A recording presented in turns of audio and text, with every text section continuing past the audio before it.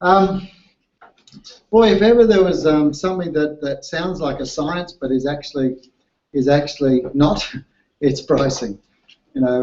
Pricing is one of those things that it would be so good if we could just apply a formula to it and solve what we need to do. But it's actually a really, really complicated part of our mix, our marketing mix, and at the same time a vitally important one. You get the pricing wrong, your business will never be sustainable. So I want to talk to you about pricing strategies tonight, and particularly about a thing that will be new to you, which is called subjective margins, and it's probably the most important thing. Those of you that had a session with me, you'll know that my head was ticking over thinking, where's the subjective margins in what you're telling me? Because the subjective margins is the thing that makes a business profitable. It takes it away from being just a wage, and it actually makes it a sustainable business. Again, our three horizons, whenever we're talking about anything, any part of planning, we're always talking about horizons. And it's very important that you know, when you're talking to me or to another person, what horizon you're talking about.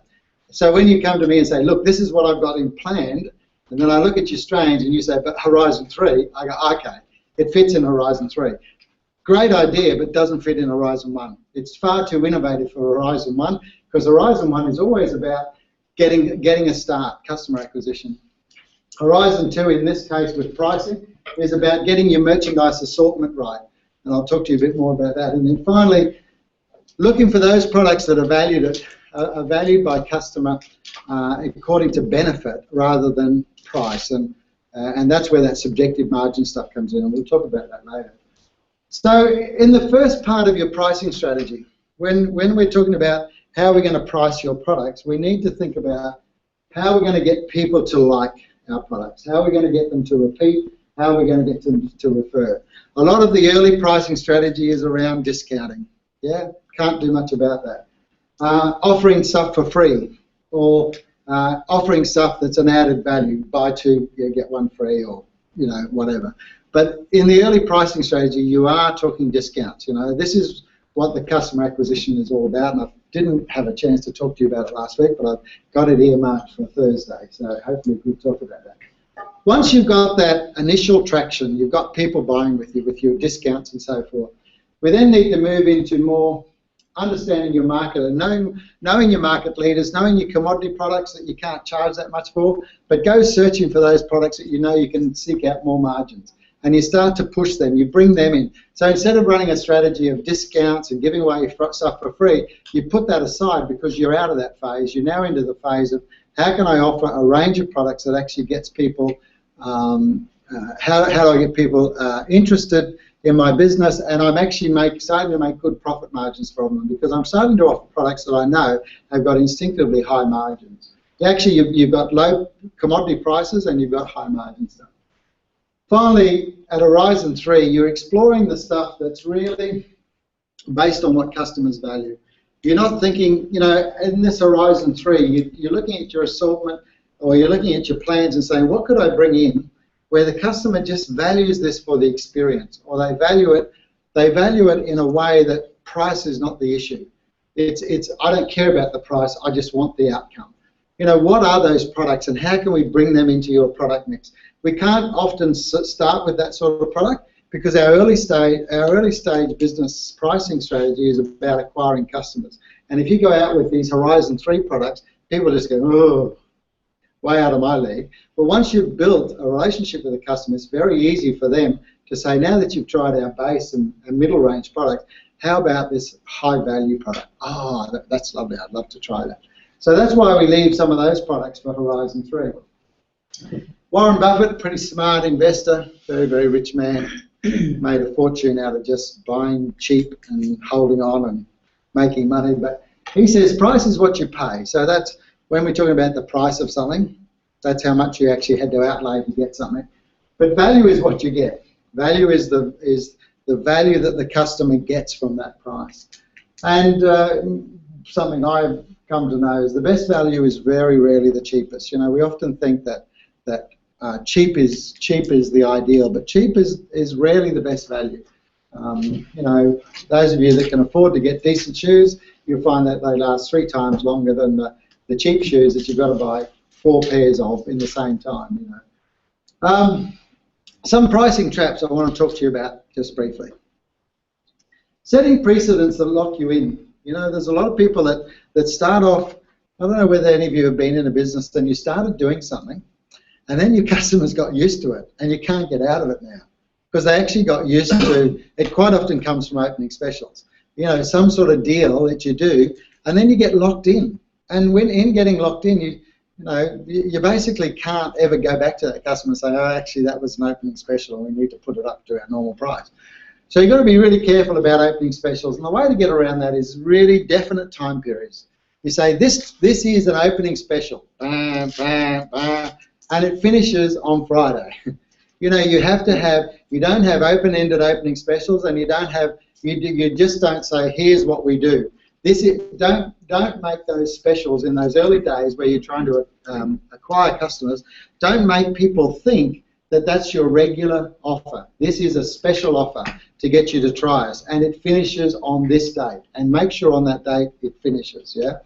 So be very careful about that. You can get yourself into precedents. I know Das has been talking about that customer that still gets their grass cut for $30, but I understand why, because they're a very good customer and they've given you a lot of referrals. They work it for 25, but then I have to say, listen, mate. You've upped them.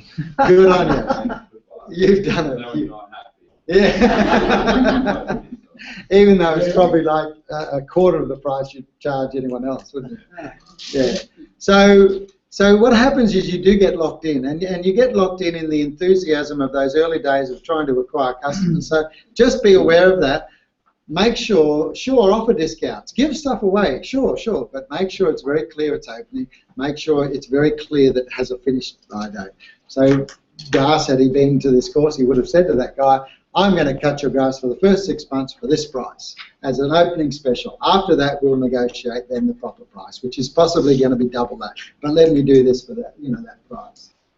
Overthinking its importance. Most of us are really we're scared of price, because we're trying to build a business. We're trying to get people to like us. Not many people are going to like us if we're twice the price of everyone else. But just remember that sometimes we overthink the importance of being cheaper than everyone else.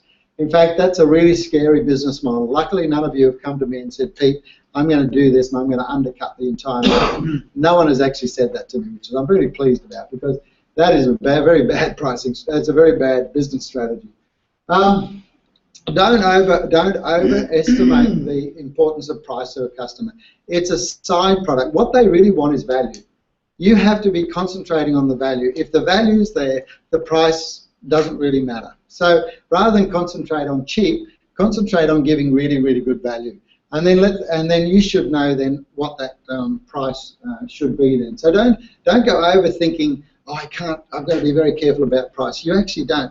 We've made mistakes in our cafe. In our cafe, what happened was that I did some labels up, and I got them all wrong, and they added like $1 or $2 to a sandwich, and it was complete wreck in the labels that I got printed. They went out to the kitchen whacked them all on. We sold out for the day, and at the end of the day, I'm looking at these prices and saying, well, what's this price here? What's happened here? I found out we'd overpriced our sandwiches for the entire day by $1 and $2, and we sold out. And I just said, how did that happen? I used to panic over 20 cents. If I put up 20 cents, the customers will notice. They didn't notice the whole $1 and $2. So just be careful about that price. We have to price to sustainability. And so don't go overthinking that. You have to develop a price increasing strategy. When you launch, someone should ask you, okay, how you plan to increase those prices? Ask how you plan to increase those prices. And there's a couple of ways. There's regular, annual, and quite often most businesses at Christmas, don't they? In January, they bring out the 2013 or 2015 prices. Not a bad way to go. So their pricing strategy is every year we have a price increase in January and it all goes out. That's not a bad way, but know what it is. Sometimes it's ongoing, and sometimes if you've got an assortment, I know in cafes, we used to do this. We'd divide the products. We had 100 products, 52 weeks of the year, so every week we should be putting up 2 products. So we used to just put up 2 products every week. So we had an ongoing pricing strategy. So by the end of 52 weeks, every price had been increased. So every week we'd go in and see which 2 prices to increase. That's an ongoing pricing strategy, because you've got to be thinking about this, because costs are growing behind you. Your staffing costs are growing, your compliance costs are growing, your product costs are growing, so you've got to have a pricing strategy. And sometimes you launch and you're so busy about acquiring customers you don't realise your margins are being eroded. And you know, you wonder how come we're working twice as hard this year and we're not making any money, because you didn't have a pricing increase strategy. Replacement, sometimes it's good to launch with a cheap product, and then, you know, if you can afford to, you withdraw it, don't make it available, bring something else out that's similar, same sort of thing, but add the 50 cents, because then it's a replacement for that product. If you put 50 cents onto the existing product, people might know, so you withdraw the egg and lettuce, and you bring out egg with alfalfa sprouts and seasoning, and it comes out at 50 cents more. It's no more cost to you, but the customer has broken the link between the egg and lettuce, and now it's egg and alfalfa with, you know, cracked pepper, and you can get that extra 50%. You know, I'm saying that from sandwiches, but you guys can do it. You can withdraw one of your services and bring out a different service, and then change the price in doing that. Very, very similar thing to you, but it's a chance for you to do it. Seasonal, looking at your prices and saying, you know, seasonally, when is a good time to put stuff up? If you're into coffee, the only time to put up your takeaway coffee is over Christmas, because everyone goes away for 2 weeks and they come back and they're not quite sure it was $3.50, $3.20, $3.80. That's the time to do it. You do it midweek, whoa, look out, because the people put the money on the counter, don't they? And they walk away. And you go, oh, well, how do I tell them it's out now $3.70, because they've only put $3.50 on the counter. We get to it. Applying a set formula. You know, some of you will go to an accountant. Your accountants work in the world of science. They don't necessarily work in the world of psychology, which is where pricing exists. And they'll say, well, traditionally cafes get 60% gross profit. Traditionally a takeaway, traditionally a convenience store will get 40% gross profit. Traditionally a service business will get X amount. And so you say, oh, okay, and you apply that gross profit percentage to everything that you sell. Not clever. You actually got to merchandise your margin. You've got to look at some things and actually get 20% gross profit on, and other things you want to get 99% gross profit on. You've actually got to know line by line which products can get the big margins, and overall you get 60%. But you don't put 60% on every. That's a very lazy way of doing it, and you'll find yourself you won't be competitive in the market. You're not making the profit where you should, and you're actually making losses in areas because you're too expensive on the things that people know the price of. Number one pricing trap, and no one's come to me and said this, which is really, really good, which is thinking you can build a sustainable business by being cheaper than everyone else. There's a reason why things are sold at the price they are. It's not because people are ripping people off, it's because that's the price that's needed to maintain a sustainable business. And you come out and you say, aha, I reckon I could go and do it cheaper than that. Well, you can for a while, but as soon as you start to replace yourself with someone who you're going to have to pay wages to, you'll find you need that extra margin. As soon as you stop working 100 hours and you work 40 hours and hand the other hours over to a paid employee, you're going to need that price. So there's a reason for the market price that we're all familiar with at the moment, whether it's petrol, whether it's a can of Coke, whether it's a sandwich. There's a reason for that price, and that's because that price has been proved by all of those businesses to be a sustainable business. I don't want people coming into me and saying, Pete, I've got this brilliant idea. I'm going to sell the same thing as everyone else is doing, but I'm going to do it 20% cheaper. Really, really scary. Doesn't work. You know, the chances of you having had some sort of innovative breakthrough, you know, maybe you've come up with a machine that produces this stuff that used to be done by hand. Good luck. Or, you know, because there is a sushi machine that does pump out stuff. Maybe you've come up with that, fair enough, but mostly there's a price, there's a market price, and you really should be selling at about that market price. The only thing you would be doing is offering some discounts to get people to try you, to encourage people to make the switch, but then after that you've got to be returning to those sort of prices pretty quickly. Because profit, do that again, because pricing has to cover all of these things. Pricing has to cover the production costs, all the costs that went into producing that product, and product meaning the service or whatever.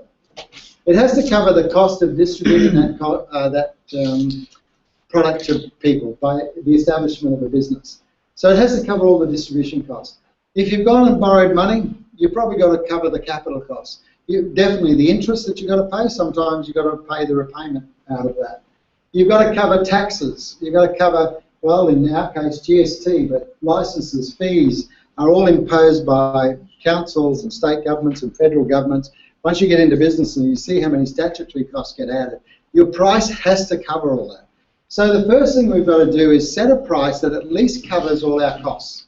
So all of those costs have got to be covered by the price. Then you've got to get a price that gives you a decent return that makes you want to stay in business. Mm-hmm. The reason why that guy that you buy the coffee from is there every day to serve you that coffee that you love is because he's making a sustainable profit for himself. If he's not making that sustainable profit, he will sell that business, close that business, and use his money to go and put in the bank and make 3% or 10%. There's a reason why he does that, and it's because he gets a sustainable profit. And you need to get that too. When you're pricing, you need to be able to give yourself a reward, a profit, and a return on your investment that makes it worthwhile. That's the minimum, and that is the standard business model. So that's your cost recovery. What I want to talk to you tonight about, maybe in the second session, not now, is that there is a margin on top of all this. There's a margin on top of profit. There's a margin on top of reasonable, sustainable profit, and that's called subjective margin. And the clever businesses know how to access subjective margins. And at the moment that doesn't mean anything, but later on hopefully you'll get to understand that. When I'm looking at a business model, I'm looking for where are you going to earn subjective margins, because these are the things that make your business a proper business. Up until about here, you're really talking about a wage. You built yourself a wage. And really, you've gone to all that stress, worked 80 hours a week to get a wage.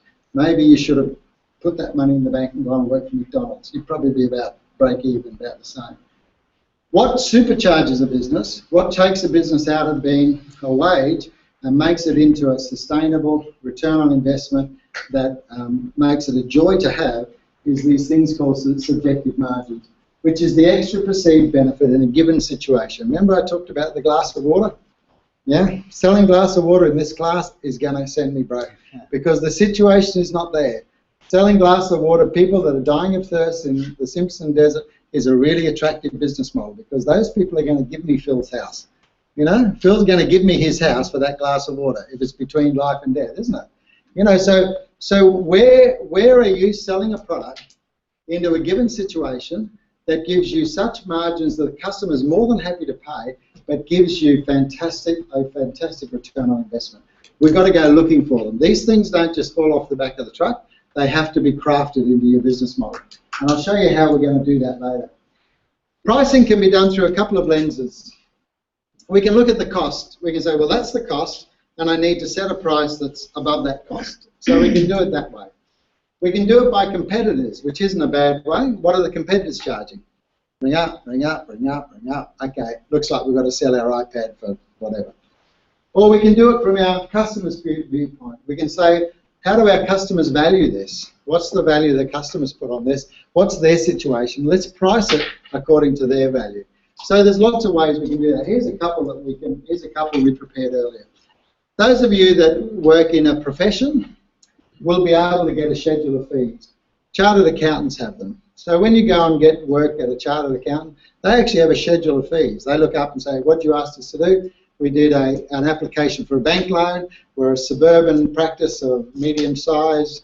Therefore, we charge $180 an hour. And we work on your business for 10 hours. Therefore, you owe us $1,800. They have a schedule of fees. So do solicitors. So do real estate agents. There's a lot of businesses that have got together as an association and created a schedule of fees. That's one way of doing it. Competitive pricing, like I say, for a lot of us, that's what we'll do. We'll just ring up what a competitor's charging. I'll try and be either in the mix around that market, or maybe a little bit higher, maybe a bit lower, but around that market.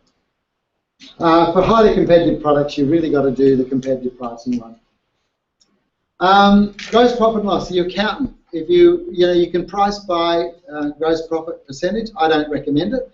where you just simply look at the cost. The accountant said it to be sustainable, I need 60%.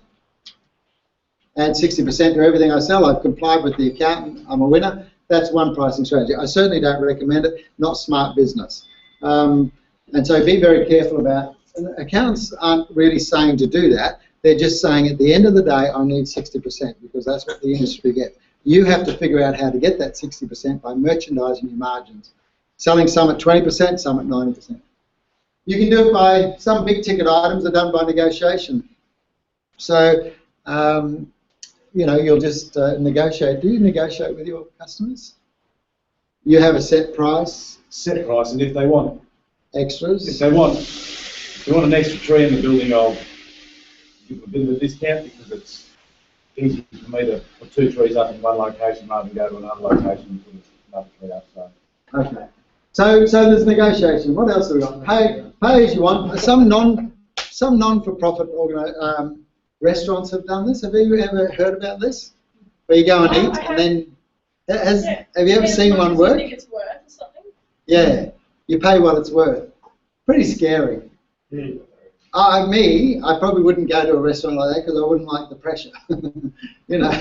You know what I mean? I say, am I being a cheapskate at $20 or what do I have to do? That's the plan though, isn't it? Yeah, probably. So that's why I say I'd probably avoid it and go to a place that just says $20. Okay, I'll pay that. No, I wouldn't recommend this strategy for anyone. You know, sometimes non-for-profit organisations can get away with it, and it works for them because people are in that charity mindset. When you're talking about a business, it's very hard for people who want to donate money to you. You know, oh, we just donate money to this business, this owner, so that they can drive around in a Ferrari. It's just I struggle. But anyway, it's an option.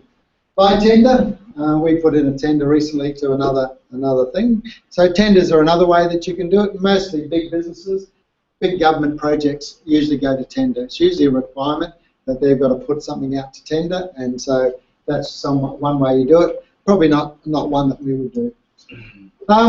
This particular model has been extremely successful online, and I encourage all of you that are going to do something online to do this freemium idea.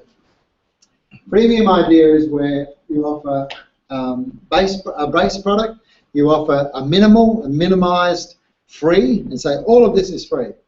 But then say, but if you would like the added features, then you've got to pay an extra price. And all the software, most of the software houses do this. Scoop it, you saw that the other day, you signed up, hey, how good is this? It's for free. And then I want to post my Facebook, oh, you've got to sign up, $20 a month or whatever it is. Are you going to do that with your education? Yeah, that's the one we're doing. We're doing free, and then when you want to accelerate your learning, the learning is for free, the long way. If you want to accelerate it by bringing in tutors, by bringing in workbooks, by connecting to videos or something, then you pay a fee to do that. So we're going to do the freemium model. So basically, it's offering a product or service for free of charge.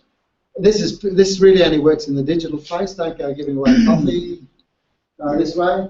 And then while charging a premium for advanced features, functionality, or related products and services. So if you're in the digital space, we've become so accustomed to free. You know, we all, you know, anyone that sort of goes on the internet and thinks they've got to pay for something, you know, how shock, horror, what's this paying business? But once you get into a product and then they say, would you like to upgrade for a fee, it's amazing how many times I've been tempted to do that because, I mean, Phil's done that with LinkedIn, I think. LinkedIn, and I've done that with a few software that I got used to, quite enjoy, want the extra features, and so I've upgraded. And so it's very clever. So I certainly recommend it. It's definitely, those that are operating an online digital product, this is definitely the way to go. Okay, a couple of things we need to cover before we get to some group activities. This is a sort of an economics thing.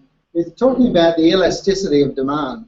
That as prices go up, demand sometimes follows that. So when you're talking about an elastic, when a price is elastic or a product has got an elastic, it means it's price sensitive. In other words, the price changes has a direct correlation to the volume. So they say in air travel, if the price goes up by 5%, the volume of sales goes down by 5%. It's almost a direct relationship between, as the price goes up, the demand for that product goes down. So they call that, it's got an elastic. Certain products are very elastic. In other words, any changes in price causes a change in volume. Some things are inelastic. In other words, they're not sensitive. They're pretty much must-have. I remember I was filling up today and I happened to look at the meter and it said $1.50 I was filling up for today. I don't know whether is that expensive or what. I don't know. Yeah, because I'm so, what can I do? Am I going to fill it up with water? Kerosene? What am I going to do? What's my alternatives to not standing there and filling up with that petrol? I'm caught. So really, I think just because the price goes up, I don't actually stop using the car. I still use the car. I just take the hit. Because for me, fuel is very inelastic. I don't care what price that says on that meter, I still have to have a full car because I need to get home tonight, you know? So I stand there and I fill the car. So for me, that's not, that's an inelastic product. So the more alternatives, the more sensitive or elastic, the higher the impact, the more elastic. So there's a few things there, like a thing like a car, if the car price goes up, it's a big ticket item, it tends to sort of dampen. They say that with white goods. If white goods goes up, you tend to sort of have a slowing of the economy. Clothing is probably a little bit less like that. We're going to do an exercise tonight where we're going to look at 4 products, and I'll get you guys to sort of look at all those products and understand the elasticity that there is in certain products. Anyway, it looks like a good quiz question, worth $10. This is what I want you to do. Oh, 10 points, not $10. Damien, you bringing dollars? No, but he is from now. When we're doing a product pricing analysis, we have to look at the products. And I've got this exercise for you to do tonight. You look at the product and you analyse it by these things. You say, is this really, where does this sit on the commodity experience scale? Have I given you sort of an understanding that some products that you do are actually close to an experience, whereas other things are just like milk. You know, when you go to buy milk, I don't think many of us get goosebumps, do we? We don't go, ooh, milk, 2 litres. It's a commodity, isn't it? But how many of us, when we get makeup and we're made to look gorgeous, not me, but Sounds like you know about it. they're not sitting there saying, well, this is a commodity. They're going, oh, how gorgeous I look, you know. So that's really an experience. So you're selling an experience. When you're looking at a product, where do you think it rates between commodity and experience? Is it exquisite experience? Day Spa comes to mind. Or is it a commodity? 2 litre milk comes to mind. Primary or supplementary product. Is it a primary product? In a cafe, what's your primary? Selling cups of coffee. If you're not having coffee, you haven't got a cafe. But if you haven't got muffins on the counter, it's not the end of the world. So muffins are a supplementary product. They supplement the main thing, whereas coffee is the main thing. So what do you have to have at what do you have? The product, is it an introductory product? Has it got to be there on day one? Is it something that we'll build later into the assortment? Or is it something that is such a great added value product that we're going to do later on? Where does it fit? Is it a no-frills product, best fit product, or a top quality product? Where does it sit there? Where does it sit? Is it exclusive, moderate competition, total competition? Is it subjective margins? Subjective margins are the extra price you pay. Let me explain briefly what subjective margins are. I discovered this when I was in a restaurant in Potts Point. Those of you that know Potts Point, it's sort of right alongside King's Cross. And everyone that lives in King's Cross says that they live in Potts Point, because Potts Point is a classy suburb, King's Cross, probably not. Well, our restaurant was definitely in Potts Point, all right? Even though the sign out the front said something about King's Cross. This lady comes down, and we're in an apartment block, and she comes down and she's got all the shopping, and she's obviously a pretty well-off professional lady, and she says, I've locked my keys inside the apartment. The puppies, my fluffy white dogs, that's all they have down there, fluffy white dogs on the other side of the door are yelping. They know that I'm here. I've got all my shopping. It's 8 o'clock at night. I need to get in. My keys are all locked in. What can I do? What can I do? I said, well, I don't know, let's ring a locksmith. So ring a locksmith. So how can we help this lady? She's locked herself out. She's, you know, distraught. Puppies are yelling for her. They haven't been fed. She's all disheveled. And the guy goes, sure, we can help. I didn't know this, but locksmiths can get into any house they want. They've got this special device that goes, and it opens every door. Clever. And I think they have to be registered to have them. Because I thought, I wouldn't mind one of them. Anyway, and the guy goes, yep, we get this all the time. These things happen. And he says, and I said, oh, well, what can we do about it? He says, well, my price is, I think it was at the time, was about close to $200 to come out and, right? And I said, it's $200. Me going, I'd get a room next door, than pay $200 to get that. And she said, not a problem. Not a problem. And the guy says, I want the credit card now. Oh, give him the credit card now. He wasn't coming out on spec. He was getting paid before he even left home. So anyway, he paid all this, and the guy comes out, and I went up with the lady because she was all very distraught. And that's what he did. He went and opened the door, and the puppies went wild, and she was very happy. She was paying a subjective margin. She wasn't paying for that guy's labour.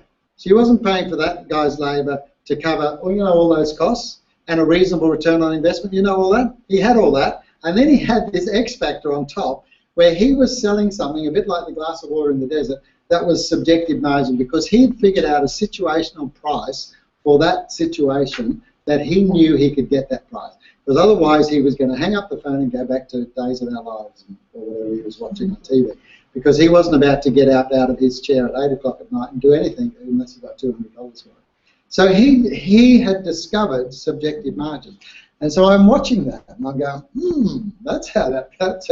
Imagine if you built a business where all your customers were subjective margin customers. Imagine if you built a business that was, locked out of your apartment, call now. And so instead of cutting keys for $20 every day, you just sit there and go and do fluffy dogs in the apartment. And I saw that there was this room for subjective margin, but not all products have them. Not all products have subjective margin. Some you can actually manufacture. And I'll talk to you about that later. So we need to do an analysis. When we're looking at a product, we say, is this a subjective margin product? Or is this a commodity? Is this something that has low potential for subjective margin? Some things have, some things don't. Creative pricing options. We'll just do this quickly because this is your exercise. Secondary market pricing. MyOb have a student edition, and they sell these for, like Phil put that up online. It's $10 or stuff like that. Really cheap software, and they sell it to students because students aren't going to pay $380 to go and do this. But if we sell it to them for $10, what happens? The student edition eventually runs out, and then they have to upgrade anyway. But the thing is, it's a market, it's a secondary market that they can develop that gives them income and potential upgrade later on. So not a bad way, secondary market pricing. Reference pricing. Have you ever gone to, guys, you ever gone to a restaurant? There's the list, and they have this $300 bottle of wine, and you go, whoo.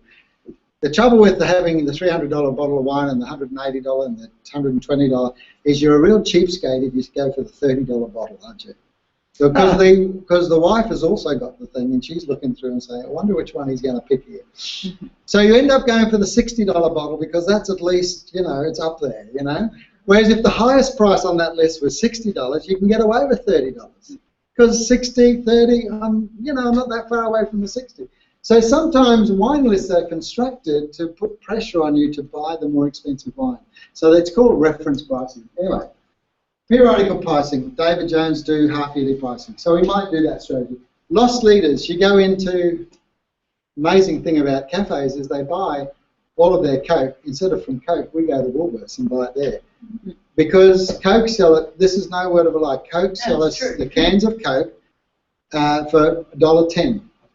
And they've actually now put on certain cans, maximum price $2. They've actually printed it on the can, so you can't even sell it for more. They're not, yeah, some of those. Anyway, lost leader. So what we do as cafes, we go down and buy it from Coles for 60 cents and sell it.